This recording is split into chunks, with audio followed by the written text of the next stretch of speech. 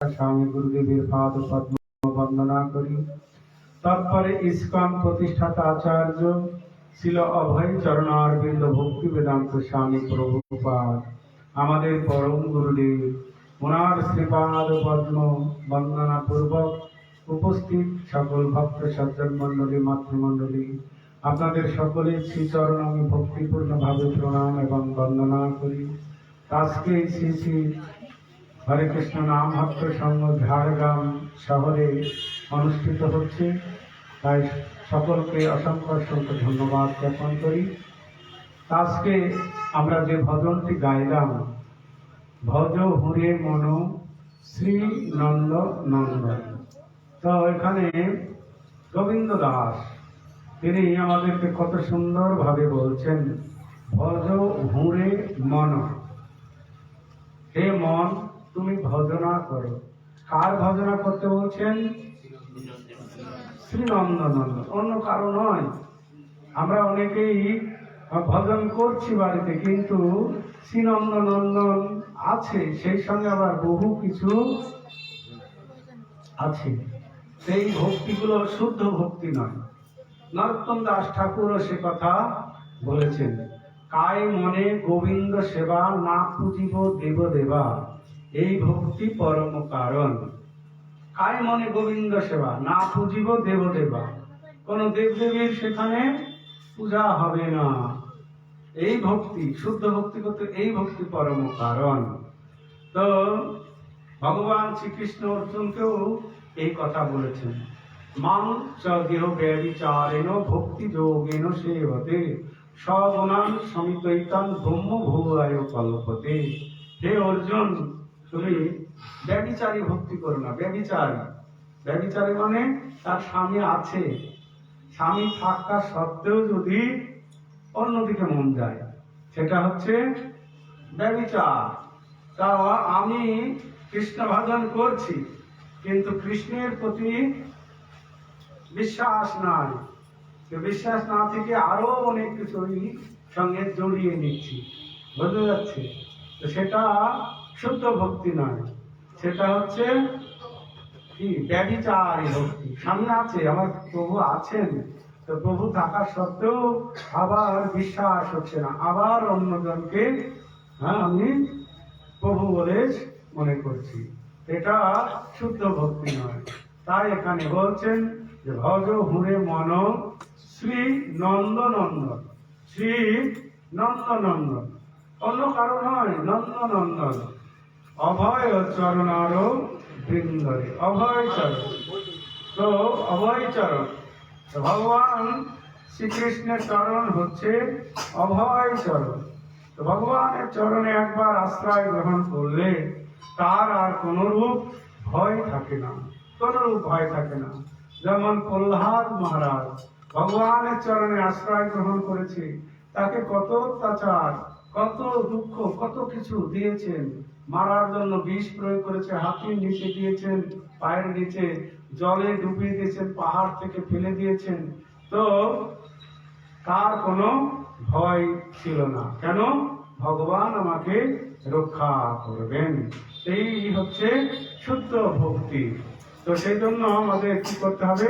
শুদ্ধ ভক্তি লাভ করার জন্য আমাদের কি করতে হবে? এই নিষ্ঠাটা রাখতে হবে। আমি কৃষ্ণের চরণে আশ্রয় গ্রহণ করেছি, তো এখন আর আমার অন্য কেউ প্রভু নয়, কৃষ্ণই হচ্ছে আমার কি প্রভু। এই ভক্তিটা আমাদের থাকতে হবে, বোঝা গেল? তো এই গোবিন্দ দাস সেই জন্য আমাদেরকে বলছেন যে ভজ হুরে মন শ্রী নন্দ নন্দন, আর তার চরণ হচ্ছে অভয় চরণার বিন্দরে। এই গোবিন্দ দাস আর রামচন্দ্র কবিরাজ, এই দুই ভাই ছিল, আপন ভাই। এদের বাড়ি ছিল মুর্শিদাবাদ জেলা। এদের বাড়ি ছিল মুর্শিদাবাদ জেলায়, জায়গাটার নাম হচ্ছে কুমারপুর। তো সেখানে তার দাদু ছিল হচ্ছে জমিদার। এই গোবিন্দ এবং রামচন্দ্র এদের দাদু ছিল জমিদার। তো ছোটবেলায় কি হয় না, মা মারা যায়। তো মা মারা গেলে তখন এনারা দাদুর বাড়িতে এসে মানুষ হয়। দুইজনায় পড়াশোনা করে। তো এইভাবে পড়াশোনা করছে। তো করতে করতে বড় হয়েছে। তো এই গোবিন্দ, যে গোবিন্দ ছিল দাদুর ঘেঁষা, আর দাদু ছিল মা কালীর ভক্ত। মা কালী, বোঝা যাচ্ছে? তো সেহেতু মা কালীর ভক্ত ছিল। আর এই গোবিন্দ ইনিও কি না মা কালীর আরাধনা করতেন, দাদুর সঙ্গে সঙ্গ দিতেন। সেজন্য দাদুর খুব প্রিয় ছিল, যেহেতু মায়ের ভক্ত। আর এই কবিরাজ, তো কবিরাজ ছোট বক্সটা নিয়ে আসলো, এরা তো খেয়াল করবে না, চালিয়ে দিয়ে চলে গেল, আর কি করা যাবে। তো রামচন্দ্র উনি ছিলেন রাধা গোবিন্দের ভক্ত। তিনি রাধা গোবিন্দকে খুব ভক্তি করতেন, তার ভজনা করতেন। এইভাবে ধীরে ধীরে যখন বড় হলো, তখন দাদু দেখছেন যে কি না, এরা তো বড় হলে গন্ডগোল করবে বিষয় সম্পত্তি নিয়ে। তা আগের থেকেই দাদু কি করলেন, সম্পত্তিগুলো দুই ভাইকে ভাগ করে দিলেন। দুই ভাইকে ভাগ করে দিয়ে তখন তিনি কি করলেন না, ধীরে ধীরে ধীরে তারা পড়াশোনা উচ্চ শিক্ষা লাভ করলেন। করার পরে দাদু দেহ ত্যাগ করলেন। তো দেহ ত্যাগ করলে তখন দুই ভাই দুই রকম ভজন সাধন তাদের।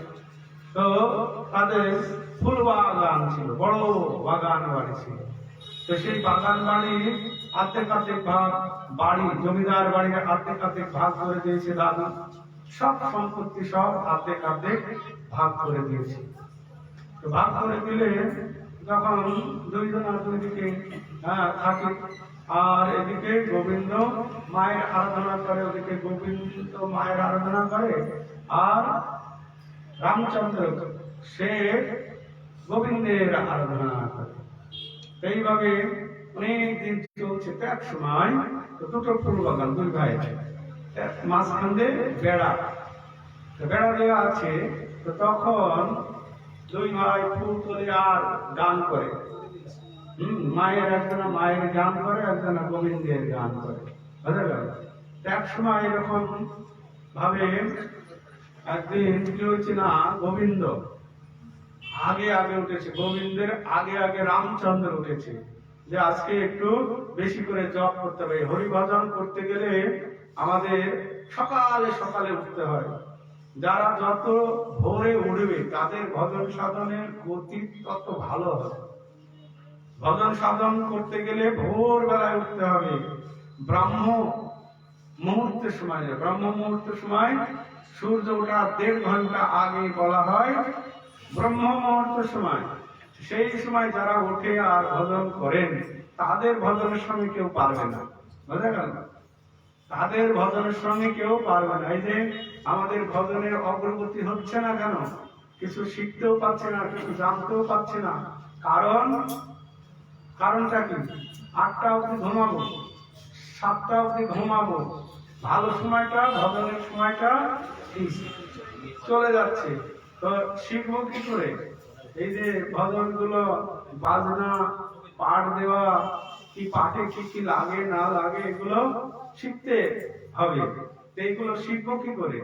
শিখবো তখন না যখন আমরা এগুলো ঠিক মতো বুঝবো এবং করবো, ঠিক মতো বুঝবো এবং করতে পারবো। তখন এগুলো ভজন সাধন যখন ঠিক থাকবে তখন সব ঠিক থাকবে। আমাদের সেই জন্য খুব ভোর ভোর উঠতে হবে, খুব ভোর ভোর ভোর ভোর উঠে স্নান আদি করে ভজন শুরু করে দিতে হবে। সকাল থেকেই ভজন হয়ে গেল। তো একদিন রামচন্দ্র, শব্দটা কিসের হচ্ছে? কথা বললি?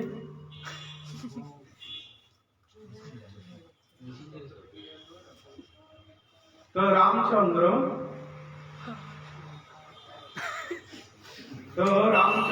ভোর ভোর উঠেছে। তো ভোর ভোর উঠে তো তখন তিনি বাগানে গিয়েছেন। তো বাগানে গিয়ে দেখছেন তো সেদিন যে রামচন্দ্রের যে বাগানে ফুল তেমন ফোটে গেল, মালা গাঁথবে, রাধা গোবিন্দের পুজোয় লাগাবে, তো সেরকম ফুল পড়ে। কিন্তু দেখছে গোবিন্দের বাগানে ফুল প্রচুর পরিমাণে ফুটে, একদম ফুল বাগান ভরে আছে। তো এদিকে রামচন্দ্র একদম সকাল সকাল উঠে ফুল তুলতে গিয়েছে, ভজন করছেন। হ্যাঁ, ভজন গান গায়। আমরা সবসময় ভজন গাইতে পারি, ফুল তুলতে, রান্না করতে, ঘর ঝাড় দিতে, বাসন মাজতে, আমরা ভজন গুলো গাইতে পারি, মুখস্থ করতে পারি। যদি ইচ্ছা থাকলে হবে, আর ইচ্ছা না থাকলে হবে না। তো রামচন্দ্র বাগানে গিয়ে ফুল তুলছে। সর্বস্ব তোমার চরণে শোভিয়া পড়েছি তোমার ঘরে, তুমি তো ঠাকুর তোমার কুকুর বলিয়া জানো মোরে, সর্বস্ব তোমার চরণে শোভিয়া পড়েছি তোমার ঘরে। গান করছে, ফুল তুলছে। তো ওদিকে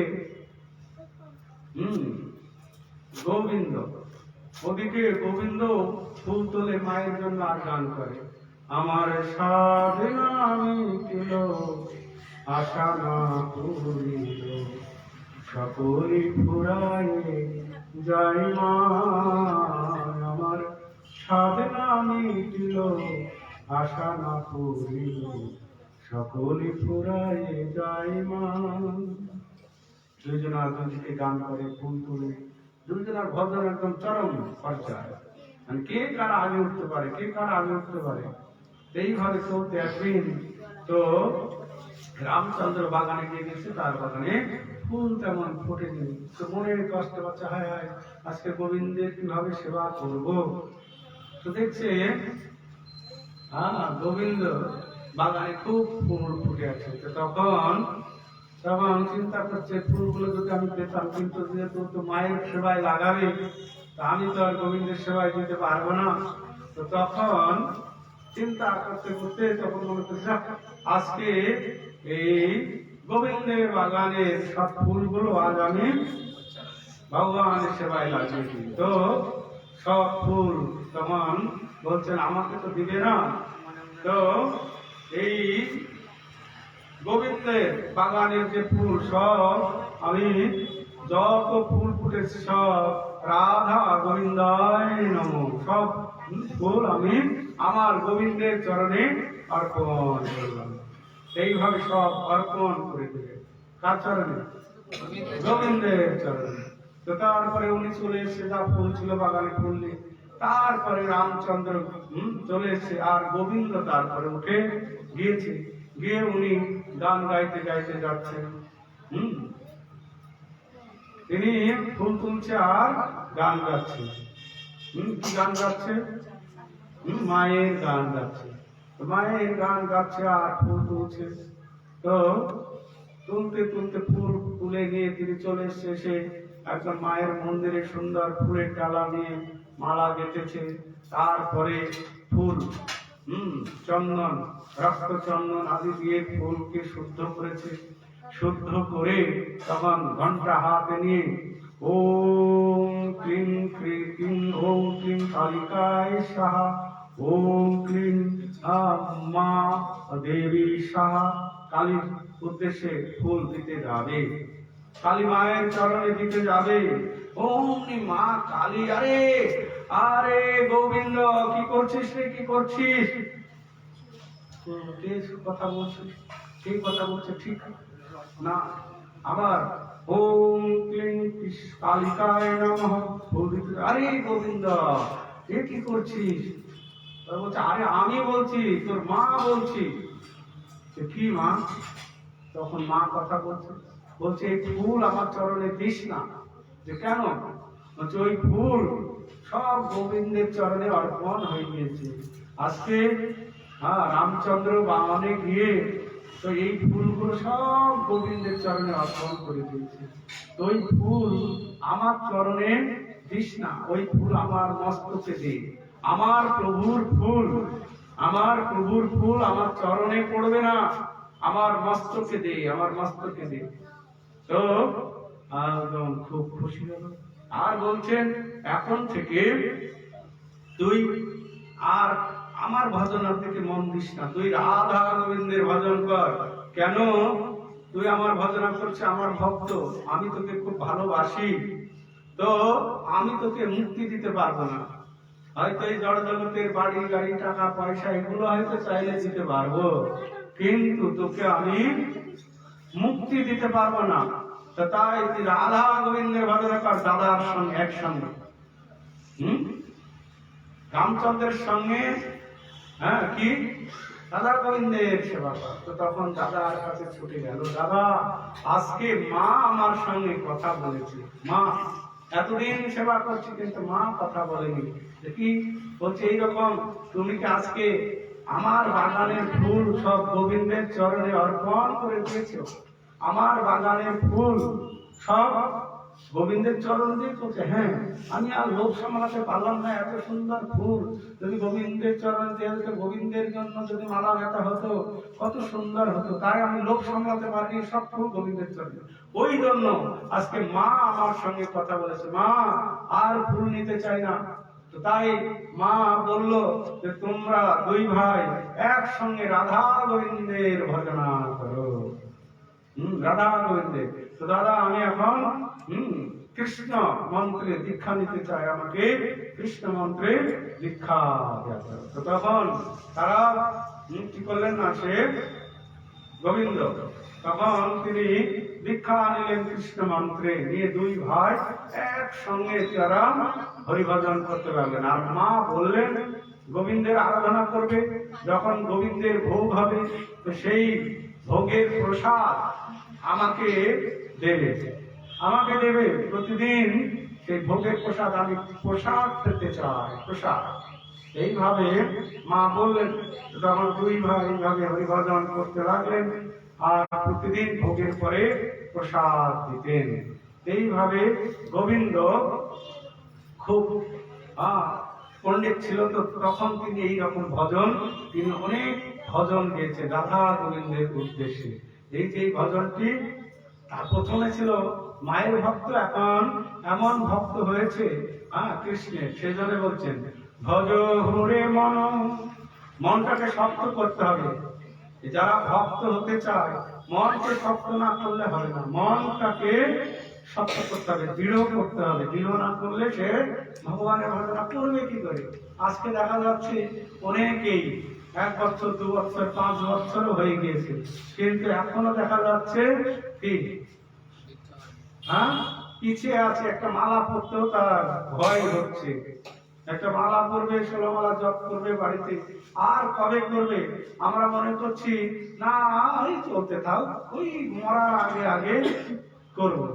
জীবন সমাপ্তি কালে করিব ভজন, এদে করি গৃহ সুখ, এ কথা নাহি বলে বিজ্ঞজন, এ দেহ পতন উন্মুখ, আদিবা শতেক বর্ষে অবশ্য মরণ, নিশ্চিত না থাকো ভাই, যত শীঘ্র পারো ভজ শ্রীকৃষ্ণ চরণ, জীবনের ঠিক নাই, সংসার নির্বাহ করি যাব আমি বৃন্দাবন, ঋণত্রয় শোধিবারে করিতেছি সুযতন, এ আশায় নাহি প্রয়োজন, এমন দুরাশা বসে যাবে প্রাণ অবশেষে, না হবে দীনবন্ধু চরণ সেবন, যদি সুমঙ্গল চাও গৃহে থাকো বনে থাকিতে তর্ক অকারণ।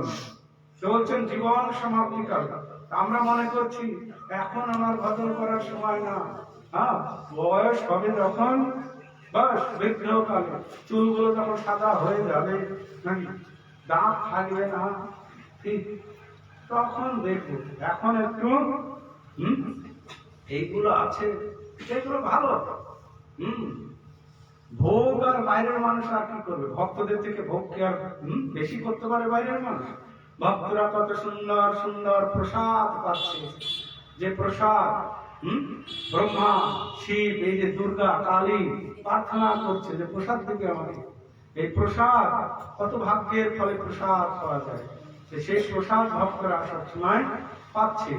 আর আপনি কত রকমের রান্না করুন, বহু রকমের রান্না আছে। আপনারা মনে করেন যে নিরামিষ মানে ওই যে আলু সিদ্ধ, না, নিরামিষ মানে আলু শুদ্ধ নয়। আপনারা ওই পূর্ব মেদিনীপুরে গেলে বুঝতে পারবেন, ওই যে রান্নার লোকগুলো সব পূর্ব মেদিনীপুর থেকে আসছে। কেন? ওরা রান্না জানে। তো আপনাদের এরকম রান্না শিখতে হবে। রান্না অনেক বহু প্রকারের রান্না আছে, সেই রান্নাগুলো যখন শিখবেন, এখন ইউটিউবে রান্না দিচ্ছে, আমাদের রান্নার বই আছে, সেগুলো ধরে ধরে রান্না শিখুন, ভগবানকে নিবেদন করুন। প্রতিদিন ভ্যারাইটিস রকমের রান্না করবেন, করে ভগবানকে দিবেন, দিয়ে প্রসাদ পাবেন। তো এইরকম টাটকা শাক সবজি, ফল মূল, দুধ দই ছানা মাখন, এর থেকে খাবার জগতে আছে নাকি? আর বাইরের মানুষ কি মনে করছে যে আমরা একটু, আমি মাঝে কোন জায়গায় জন্য সেদিন গিয়েছিলাম একটা বাজারে, সে দেখছি শুকিয়ে তার হাড় রুটি সব দেখা যাচ্ছে, শুকিয়ে একদম চামড়া মাংস নাই, শুধু হাড় গুলো দেখা যাচ্ছে রাস্তার ধারে বিক্রি করছে। আর সে কি দুর্গন্ধ, কোথায় জানো?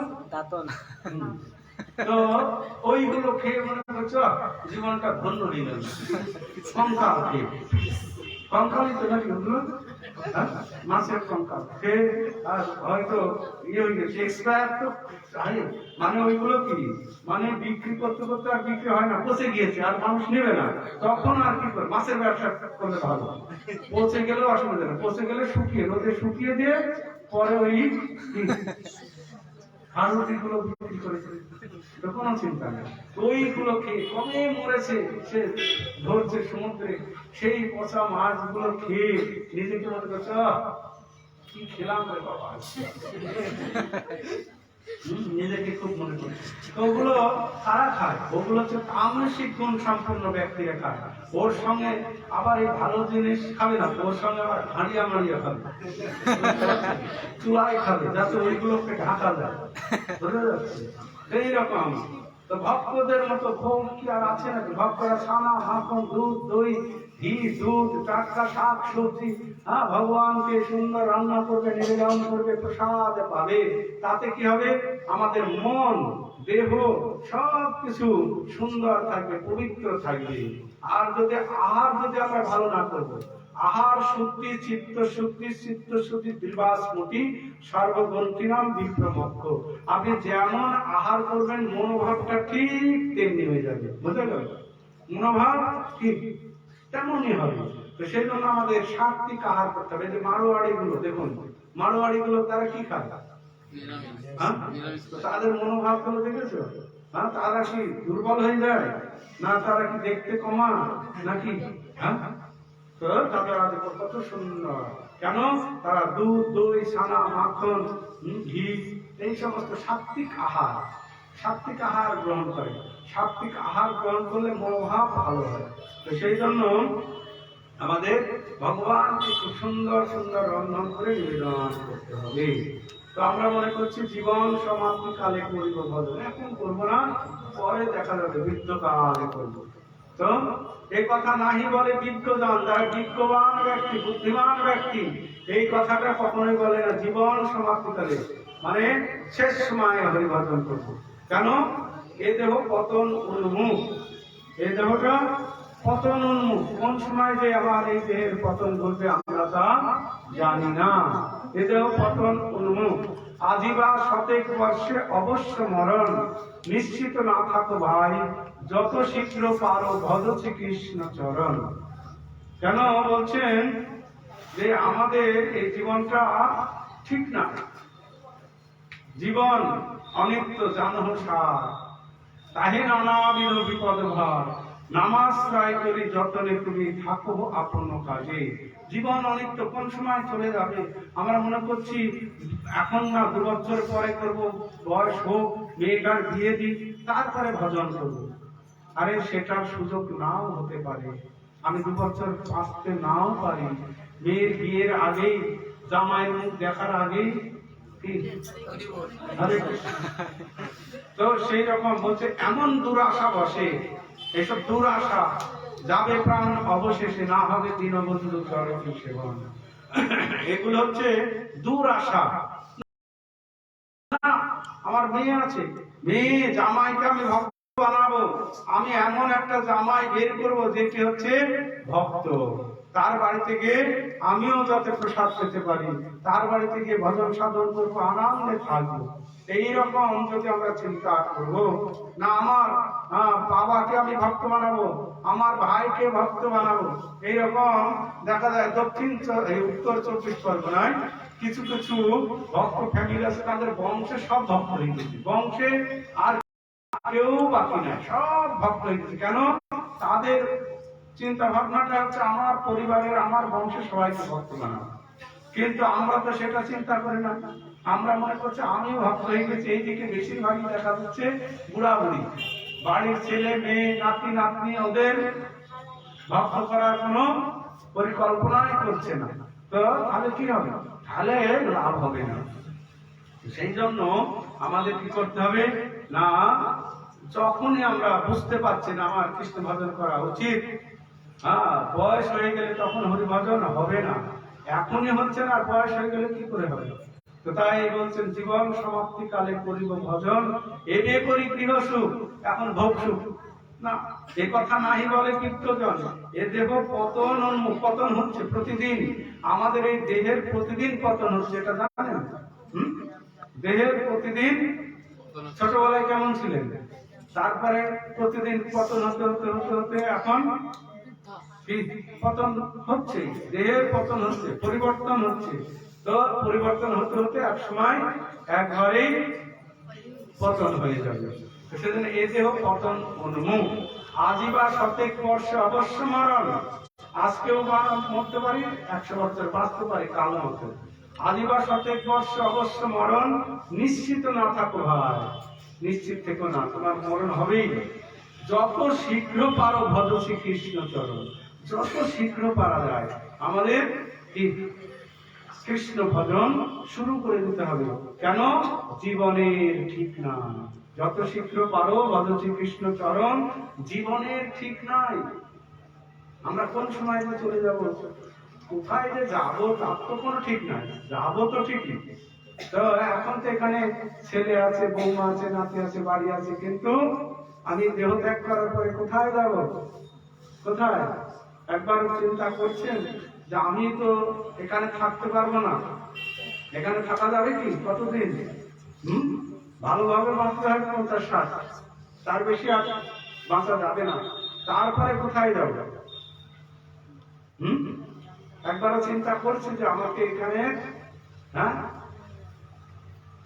থাকতে দেবে না, কাল কাল আছে না, কাল আমাকে এখানে থাকতে দেবে না চিরদিন। আমি এই দেহ ত্যাগ করার পরে কোথায় যাব? সেই জায়গাটা আমাদের নির্ধারণ করতে হবে এখনই, এই সময়, এই সময়টা। তো ভক্তরা সেই জন্য হরিভজন করেন, যাতে আমি এই দেহ ত্যাগ করার পরে আমার প্রভুর কাছে আমি ফিরে যেতে পারি, আমার প্রভুর ধামে আমি থাকতে পারি। যেমন অনেকে চিন্তা করছে যে এখন আমি চাকরির ক্ষেত্রে এখানে আছি, চাকরি শেষ হয়ে যাবে, আমি আমার দেশের বাড়ি বাবা মার কাছে ফিরে যাবো, তাই না? অনেকে চিন্তা করছে আমি এখানে চাকরির ক্ষেত্রে আছি, মিলিটারি বিএসএফ চাকরি করছে দূর দেশে, তারা চিন্তা করছে কবে আমি চাকরি শেষ করবো, আমি বাড়িতে গিয়ে বাবা মার সঙ্গে, স্ত্রী পুত্রের সঙ্গে একসঙ্গে থাকবো। তা আমাদের এইরকম এই জগতে আমরা থাকতে পারবো না। তো আমাদের ভগবানের কাছে, আমার প্রভুর কাছে ফিরে যেতে হবে, প্রভুর কাছে। তো সেখানে একদম কি কোনো জ্বালা যন্ত্রণা নাই, দুঃখ নেই, কোনো সমস্যা নেই। এইভাবে যদি আমরা ভগবানের কাছে ফিরে যেতে পারি, তবে আমাদের এই জন্ম মৃত্যুর চক্র থেকে আমরা মুক্ত হতে পারি। বোঝা গেল? এইভাবে বলছেন, জীবনে ঠিক নাই, যত শীঘ্র পারো ভজ শ্রী কৃষ্ণ চরণ, সংসার নির্বাহ করি যাব আমি বৃন্দাবন। সংসার নির্বাহ করি ঠিক যাব আমি, সংসারের এই দায় দায়িত্ব সবকিছু সবকিছু জায়গায় একটু বুঝিয়ে দিয়ে তারপরে আমি কৃষ্ণ ভজন করব, সংসার নির্বাহ করি, যাব আমি বৃন্দাবন। ঋণত্রয় সদিবারে করিতেছি সুযতন। ঋণ আছে, ছেলে মেয়েগুলোকে বড় করতে হবে, বিয়ে দিতে হবে, চাকরি দিয়ে দিতে হবে, ব্যবসা করে দিতে হবে, এগুলো হচ্ছে ঋণ। ঋণত্রয় সদিবারে করিতেছি সুযতন, এ আশায় নাহি প্রয়োজন। এই ঋণ শোধ করার জন্য আমরা এত ব্যতিগ্রস্ত হয়ে যাচ্ছি। তো ঋণত্রয় সদিবারে করিতেছি সুযতন, এ আশায় নাহি প্রয়োজন। এইরকম আশা করাটা ঠিক নয়। এমন দুরাশা বসে যাবে প্রাণ অবশেষে, না হবে দীনবন্ধু চরণ সেবা। এই দুরাশা নিয়ে যদি আমরা জীবন যাপন করবো তাহলে কি হবে না, এমন দুরাশা বসে যাবে প্রাণ অবশেষে, আর দীনবন্ধুর চরণ সেবা করা হবে না। তাই গোবিন্দ দাস বলছেন যে কি, যে অভয় চরণ, ভগবানের চরণ হচ্ছে অভয় চরণ। সেই অভয় চরণে আশ্রয় গ্রহণ করলে আর কোনো ভয় থাকবে না। শীতয়াতপ বাতবরীশন এদিন যামিনী জাগিরে, বিফলে সে বিনু কৃপণ দুর্জন, চপল শুকল লাগিরে। তো কি বলছেন না, শীত আতপ বাত বরিশন, এই শীতকাল এখন চলছে, আবার গরমকাল আসবে। এখানে বিদ্যাপতি বলছেন আধো জনম হাম নিধে গোয়াইনু, জরা শিশু কতদিন গেলা, রমণী রসরঙ্গে মাতুনু তোহ ভজব কোন বেলা। শেষে বিদ্যাপতি বিশাল বিদগ্ধ পণ্ডিত, তিনি বলছেন আধো জনম হাম নিধে গোয়াইনু, আধের জন্ম। যদি আমরা 50 বছর বাঁচি, দিন আর রাত নিয়ে 50 বছর নাকি আয়ুটা, তো দিন আর রাত নিয়ে 50 বছর, তাহলে আমরা অর্ধেক 25 বছর ঘুমালাম, বাকি থাকলো 25 বছর। তাই বলছে জরা শিশু কতদিন গেল, এই বাল্যকাল শিশু রোগ শোক এতে কতদিন চলে গেল। তারপরে যৌবনকালে রমণী রসরঙ্গে মাতুল, সময়টা কোথায় আমার প্রভু, আমার আর সময় নেই হরিভজন করার। তা আমাদের এই জীবনটা এইরকম না। তাই বলছেন শীত ও আতপ, শীতকাল এখন চলছে, আতপ মানে গরমকাল, বাত বরিশন আবার বর্ষাকাল আসবে, এ দিন যামিনী জাগি, এইভাবে দিনগুলো আমাদের চলে যাচ্ছে। বিফলে সে বিনু কৃপণ দুর্জন, চপল শুকল গোলাগি। বিফলে আমরা এই যে চলে গেল এই দিনগুলো, কি ভালো ভাবে গেল, বিফলে চলে গেল, কোনো লাভই হলো না। বিফলে সে বিনু কৃপণ দুর্জন, চপল শুকল গোলাগি। এই দিনগুলো আমরা চপল সুখ, চপল সুখ, চপল সুখ জানেন, চপল সুখ, একটুখানি সুখের জন্য চুলকানি নিতে হয়। চপল সুখ হচ্ছে চুলকানি, চুলকালে খুব ভালো লাগে, চুলকানি ভালো লাগবে, ভালো লাগবে চুলকানি, তারপরে জ্বালা আছে, হ্যাঁ চুলকানোর সময় খুব ভালো লাগে, তারপরে এই জড়জগতে যে সুখটা, এই চুলকানের সুখ, বোঝা যাচ্ছে? হ্যাঁ, এই জগতের যে সুখটা আমাদের পুরুষোত্তম মহারাজ খুব ভালো বলেন যে এই জগতের সুখটা হচ্ছে ফোড়ায় ফুটে আসে, ফোড়ায় পুঁজ হয় ভেতরে, মা আসে কান্না করছে বাচ্চাটা, মা আসে ফুঁ দিচ্ছে, বাচ্চা ঠান্ডা, আবার একটু পরে যন্ত্রণা শুরু করবে। তো ফোড়াটা যখন পুঁজ বের করে দিলে তবে শান্তি। তা আমাদের এই জগতে এইরকম চুলকানির সুখের মতো, চুলকালে ভালো লাগে যে সুখগুলো আছে এই জগতে, তারপরে এমন হাড় উঠতেছে বাচ্চা, তখন খেতে খেতে খেতে খেতে আর দাঁত গুলো পড়ে যাবে, তখন আর খেতে পারবে না, তখন এই। তাহলে বলছেন চপল শুকল লাগবে, এ ধন যৌবন পুত্র পরিজন, ইতে কি আছে পরকীর্তি রে, এ ধন যৌবন পুত্র পরিজন, এতে কি আছে পরকীর্তি। এ ধন, ধন আজকে আপনার কাছে আছে, কালকে থাকবে না, একদম 100%। 100 টাকা আজকে লিখে রাখুন, একটা নাম্বার দিয়ে, সে টাকা চলে গিয়েছে হয়তো দিল্লি বলবে, 1 সপ্তাহ পরে আপনার কাছে থাকবে না। হ্যাঁ, টাকা 100 টাকা লিখে রাখুন, 100 টাকার একটা নোট, তো কোথায় চলে ঘুরছে, আর হয়তো জীবনে দেখাই হবে না সেই টাকাটা। তো ধন, এ ধন যৌবন, যৌবন আজকে আছে যৌবন, কিন্তু যৌবনটা যুধিষ্ঠির মহারাজকে প্রশ্ন করেছিল ধর্মরাজ, এই জগতে একবার চলে গেলে সে আর ফিরে আসে না। যৌবন, যৌবন চলে যাবে আর ফিরে আসবে না। আর যৌবনটা কয়েকদিনের জন্য, যৌবনটা কতদিনের জন্য? 20 বছর জোর থাকে, তার বেশি না। তাই এ ধন যৌবন, এ ধন যৌবন, এ ধন যৌবন পুত্র পরিজন, পুত্র আত্মীয় স্বজন, এতে কি আছে পরকীর্তি, এর প্রতি পীড়িত করো না, মানে পীড়িত মানে ভালোবাসা করো না। কমল দল জল জীবন টলমল, কমল দল জল, কমল পাতায় মানে পদ্ম পাতায় জল রাখলে কিরকম অবস্থা? হ্যাঁ, কমল দল জল জীবন টলমল, ভজ হরি পদ নীতি। পদ্ম পাতায় জল কিরকম দেখেছেন? কোন সময় পড়ে যাবে।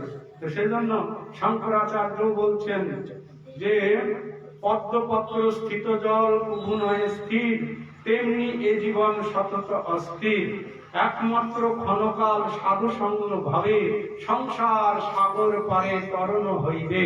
ভজ ভজ মোরমতে ভজ শ্রীকৃষ্ণ চরণ, কেহ না রক্ষিবে কাছে আসিলে মরণ। বলছেন পদ্মপত্র স্থিত জল, পদ্মপত্র স্থিত জল তেমনি পদ্ম পাতায় স্থিত টলমল টলমল করে। তো সেজন্য বলছেন যে এই সংসারটা ঠিক এইরকম, কোন সময় আমার এখান থেকে পতন হয়ে যাবে আমরা জানি না। পদ্মপত্র স্থিত জল প্রভু নয় স্থির, তেমনি এ জীবন সতত অস্থির, কোন সময় চলে যাবে। একমাত্র ক্ষণকাল সাধু সঙ্গ ভাবে, সংসার সাগর পারে তরণী হইবে। একমাত্র এই সংসারের সাধু সঙ্গ, এই সাধু সঙ্গের ফলে সংসার সাগর পারে তরণী হইবে। আমাদের এই সংসার, তাই বলছেন কমল দল জল জীবন টলমল, ভজ হরি পদ নীতি। শ্রবণ কীর্তন স্মরণ বন্দন, পাদ সেবন দাসরে। শ্রবণ কীর্তন, শ্রবণ করতে হবে ভগবানের কথা, শ্রবণ কীর্তন করতে হবে। এই যে আমরা যা শ্রবণ করছি এই কথাগুলো আবার অন্যের কাছে গিয়ে বলতে হবে, কীর্তন করতে হবে। এখন শ্রবণ, তারপরে কীর্তন করতে হবে। তার এটাই শ্লোক প্রভুপাদ বলেছেন, গুরু মহারাজ বলেন শ্রবণ করো, তারপরে সেইটা আবার অন্যের কাছে বলো। কেন মহাপ্রভু এই কথাই বলেছেন, কি বলেছেন? যারে দেখো তারে কহ কৃষ্ণ উপদেশ, আমার আজ্ঞায় গুরু হয়ে তারও এই দেশ। যার সঙ্গে দেখা হবে তার সঙ্গে কৃষ্ণ কথা বলতে হবে। আর আমরা ভগবানের ভক্ত হব, আমরা যতদূর এখন এগিয়েছি, অন্তত কি টার্গেট রাখতে হবে না, আমি বছরে একটা ফ্যামিলি, অন্তত আপনারা যদি একজন করে একটা ফ্যামিলি করে বছরে আনেন, একটা ফ্যামিলি, বেশি দরকার নেই, একজন ব্যক্তি যদি একটা ফ্যামিলি বছরে আনেন, এই শুদ্ধতা কখন বোঝা যায়? ভজনে যাদের শুদ্ধতা আছে তারাই প্রচার করতে পারে। আমরা অনেক কিছু বলতে পারি, অনেক কিছু করতে পারি, কিন্তু শুদ্ধতা না থাকলে অন্যকে ভক্ত করা যায় না, কেউ কথা শুনবে না তার। এই জন্য ভজনের শুদ্ধতা আনতে হবে, সুন্দর ভজন করতে হবে। যেটা আমি বললাম, সকাল সকাল উঠুন, ষোলমালা জপ করুন, একটু গীতা পড়ুন, আর নামাত্ম সঙ্গে অংশগ্রহণ করুন। নিজের যে সমস্ত বদ গুণগুলো আছে, আমাদের সৎ গুণ আছে, আবার বদগুণ আছে, অসৎ গুণ আছে, সেইগুলোকে কন্ট্রোল করুন। দেখুন আপনার কথা তখন সবাই শুনবে। হ্যাঁ, ভক্তি উপদেশামৃত, ভক্তি না উপদেশামৃতে বলছেন আপনার কথা কখন শুনবে, যখন আপনি সংযমী হবেন। বাচ বেগং ক্রোধ বেগং উদর উপস্থ বেগং, বাচ বেগং ক্রোধ বেগং মনুষ্য উদর উপস্থ বেগং এতং বেগং যো বিষয় ধীর সর্বমুপিবং পৃথিবী শিষ্যাৎ। বাক্যের বেগ, ভগবান মুখ দিয়েছে তা বলে গেলাম, সারাদিন বগর বগর করলাম, তাতে কি ফল হবে? কোন ফল হবে না। বাক্যের বেগ দমন করতে হবে, অল্প কথা বলতে হবে আর কাজ বেশি করতে হবে। বাক্য বেগ দমন করতে হবে। বাচ বেগম ক্রোধ বেগম, ক্রোধ তো আমাদের সকলেরই ক্রোধ আছে, আছে কি না? সকলেরই ক্রোধ আছে, বাক্যের বেগ সকলেরই আছে। মনোবেগ, বাচ বেগম ক্রোধ বেগম মনুষ্য উদর, খাওয়ার একটা বেগ আছে, উপস্থ বেগ, কাম বেগ, এগুলো সকলেরই আছে। তো সেইগুলোকে কন্ট্রোল করতে পারে সে সারা পৃথিবী শাসন করতে পারে, সে সারা পৃথিবী। হ্যাঁ, তো সেই জন্য আমাদের এই বেগগুলোকে দমন করতে হবে। তো তার জন্য কি করতে হবে? ভালো করে ভজন করতে হবে। ভালো ভজন করলে এই বেগগুলো ধীরে ধীরে ধীরে ঠিক হয়ে যাবে। তাই বলছেন শ্রবণ কীর্তন স্মরণ বন্দনা। শ্রবণ কীর্তন, ভগবানকে স্মরণ করতে হবে, বন্দনা করতে হবে। আর পাদ সেবন দাসর, ভক্তির যে 9টা অঙ্গ, পূজন সখী জন আত্মনিবেদন, পূজা ভগবান আর আত্মনিবেদন করতে ভগবানের চরণে। গোবিন্দ দাসয় অভিলাষ, গোবিন্দের অভিলাষ এইগুলো। গোবিন্দের যে ভজনটা গেয়েছেন তার অভিলাষ কত সুন্দর। এই ভজনগুলো আমাদের নাম হাটের ভিতরে আছে। এইগুলো আপনারা খেতে, শুতে, উঠতে, বসতে, রান্না করতে, হ্যাঁ, যখন সময় পাবেন একটু পড়ুন, একটু কীর্তন করুন। নাম হাটের ভজনগুলো একটু যদি পড়বেন তো গীতা, ভাগবত, বেদ, পুরাণের সমস্ত সিদ্ধান্ত এই ভজনের ভিতরে আছে। আপনাদের গীতা, ভাগবত, বেদ, পুরাণ পড়তে হবে না, এই ভজনের ভিতরেই সব তত্ত্ব দেওয়া আছে, বুঝলেন? আপনারা সুন্দর করে এই ভজনগুলো পড়বেন।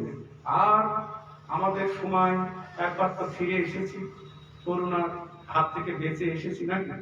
হ্যাঁ, করোনার হাত থেকে বেঁচে এসেছি, তো আবার করোনা যদি এসে গেল বা কি হবে আমাদের জীবনে ঠিক নাই। তাই এরকম দীর্ঘমেয়াদী চিন্তা না করে ভজন তাড়াতাড়ি করুন। তাড়াতাড়ি আপনাকে ভক্তি জীবনে আসতে হবে, ভক্ত হতে হবে, ভগবানের কাছে ফিরে যেতে হবে। তাড়াতাড়ি, যত তাড়াতাড়ি পারেন, যত শীঘ্র পারো ভজ শ্রীকৃষ্ণ চরণ। জীবনের ঠিক নাই, জীবনে কথাগুলো একদম ভজনে বলছে এগুলো। তো আমরা যদি মনে করি না এখন থাক, কখন থাক, এই করতে করতে দেখুন কত বছর চলে গেল। তা আর দেরি না করে, হ্যাঁ, হয়তো করোনা যদি আমাদের দেশে ছেয়ে গেল, তার করোনা হয়ে গেল, ভগবান চলে যেতে হবে, তো কোথায় যাবো তার তো ঠিক নাই। তো সেই জন্য একদম অত শীঘ্র পারুন গুরুচরণ আশ্রয় গ্রহণ করুন, দীক্ষা গ্রহণ করুন, কৃষ্ণের ভজন করুন। করতে করতে করতে ভজিতে ভজিতে সময়ও আসলে এ দেহ ছাড়িয়া দিবে। ভজন করতে করতে যখন সময় আসবে তখন এই দেহ ছেড়ে দিতে হবে, তখন ভগবানের কাছে আমরা ফিরে যেতে পারবো। হরে কৃষ্ণ কৃষ্ণ কৃষ্ণ হরে হরে, হরে রাম রাম রাম হরে হরে। কারো কোনো প্রশ্ন, কোনো জিজ্ঞাসা?